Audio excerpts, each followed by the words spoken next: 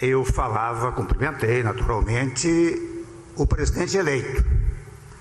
E foi muito oportuno que eu aqui viesse hoje, porque como nós teremos uma equipe de transição do governo, conjugada com uma equipe de transição do governo eleito, eu quero dizer que eu determinarei a equipe de transição, e eu mesmo usarei minha palavra para tanto, eu direi que quem vem aí deve continuar a prestigiar o setor de biocombustível como nós prestigiamos. Nós já estamos com tudo formatado para que o próximo governo receba tudo aquilo que nós realizamos e vamos insistir que não haja descontinuidade, mas ao contrário, que haja continuidade e ainda aquilo que há de ser feito.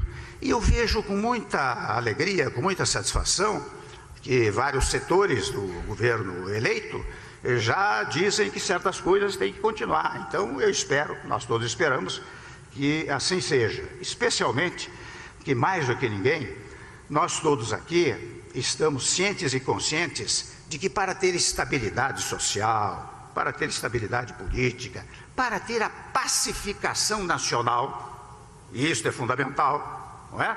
É preciso cumprir rigorosamente a Constituição, que quando você abre a Constituição e verifica o contexto da Constituição, você verifica que ela existe para regular as relações sociais e para harmonizá-las, nunca para desarmonizá-las. E ainda ontem eu escrevi um artigo a pedido do Estado de São Paulo para dizer, olha aqui, no Brasil você tem dois momentos determinados. Um momento político-eleitoral, que é este que terminou ontem, quando as pessoas se contestam, controvertem, às vezes exageram, não é? Se eriçam até, não é? Mas quando chega o dia da eleição, e vocês verificaram que ontem, com toda tranquilidade, se produziu o resultado, e agora, a partir de hoje, nós entramos num outro momento do país, que é o momento político-administrativo, não mais o momento político-eleitoral. E sendo o momento político-administrativo,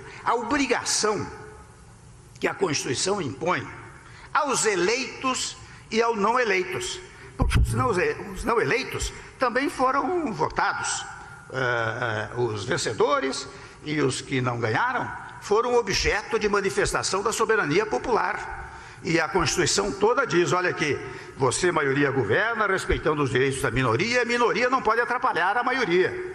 Então, digamos, num sistema democrático, é fundamental que haja oposição. A oposição ajuda a fiscalizar, e a fiscalização muitas vezes faz com que você, praticante do ato de governo, verifique aquilo que se contestou e reformule aquilo que produziu. Mas a oposição não pode ser, ou não pode ter um significado político, e no Brasil ela tem um significado político. Ou seja, se eu perdi a eleição, o meu dever é destruir o governo que foi eleito. Esse não é o significado jurídico de situação de oposição na democracia. Na democracia, sim, você tem atos de governo que podem ser contestados, mas tem atos de Estado. Por exemplo, Previdência Social, Reforma Trabalhista, são atos de Estado. E sendo atos de Estado, eles se prestam a beneficiar quem hoje está no poder e quem, eventualmente, em outros momentos, venha a estar no poder, que possa ser a mesa até a oposição.